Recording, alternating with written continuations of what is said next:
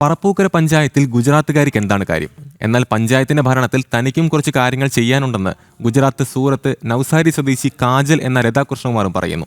തദ്ദേശ തെരഞ്ഞെടുപ്പിൽ പറപ്പൂക്കര പഞ്ചായത്ത് 2ാം വാർഡിൽ നിന്നും NDA സ്ഥാനാർത്ഥിയായി മത്സരിച്ച് വിജയം നേടിയാണ് പ്രധാനമന്ത്രിയുടെ നാട്ടുകാരി പറപ്പൂക്കര പഞ്ചായത്ത് അംഗമാവുന്നത്.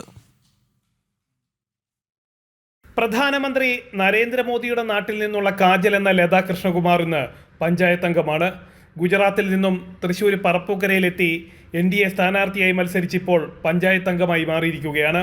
ഗുജറാത്തുകാരിയാണെങ്കിലും മികച്ച രീതിയിൽ മലയാളം സംസാരിക്കുന്ന ലത പറപ്പൂക്കരയിലെ ജനങ്ങൾക്കിടയിൽ നിന്ന് പ്രവർത്തനം തുടങ്ങിയിട്ട് വർഷങ്ങൾ ഏറെയായി. 27 വർഷം മുൻപാണ് പറപ്പൂക്കര തൈവളപ്പിൽ വീട്ടിൽ കൃഷ്ണകുമാറിനെ വിവാഹം കഴിച്ച് തൃശ്ശൂരിലേക്ക് എത്തുന്നത്. മലയാളം പഠിക്കാൻ തന്നെ ഏറെ ബുദ്ധിമുട്ടിയ ലത പിന്നീട് മലയാളം സ്വായത്തമാക്കുകയായിരുന്നു. ഇപ്പോൾ മലയാളം എഴുതാനും വായിക്കാനും സംസാരിക്കാനും അനായാസം സാധിക്കുന്നു. കഴിഞ്ഞ 13 വർഷമായി തൊഴിലുറപ്പ് പദ്ധതിയുടെ മേറ്റായി പ്രവർത്തിക്കുന്നുണ്ട്.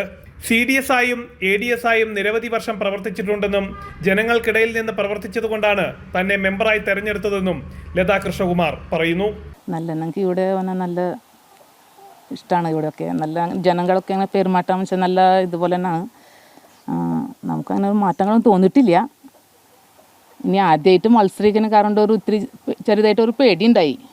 ഇനി ആദ്യമായിട്ട് ചേട്ടൻ നമ്മുടെ ഇല്ലേ ഈ പുഴയുടെ ബണ്ടാണ് മെയിൻ ഇവിടുത്തെ പ്രശ്നം.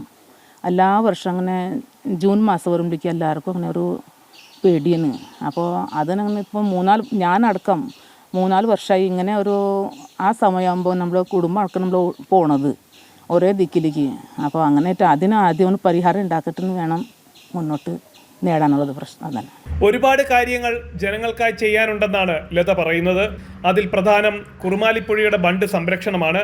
മഴക്കാലത്ത് ബണ്ട് കവിഞ്ഞ് വെള്ളം വീടുകളിലേക്ക് ഒഴുകുന്നത് വലിയ ദുരിതമാണ് വിതയ്ക്കുന്നത്. അതിന് ശാശ്വത പരിഹാരം കാണുന്നതിനായിരിക്കും പ്രഥമ പരിഗണന. പ്രധാനമന്ത്രി നരേന്ദ്രമോദി തിരുവനന്തപുരത്ത് വരുമ്പോൾ നേരിൽ കാണുന്നതിനുള്ള അനുമതിയും തേടിയിട്ടുണ്ട്. പ്രധാനമന്ത്രിയുടെ നാട്ടുകാരിയായ തനിക്ക് അദ്ദേഹത്തോട് ഗുജറാത്തി ഭാഷയിൽ സംസാരിക്കണമെന്നാണ് ലതയുടെ ആഗ്രഹം. ജനം, തൃശൂർ.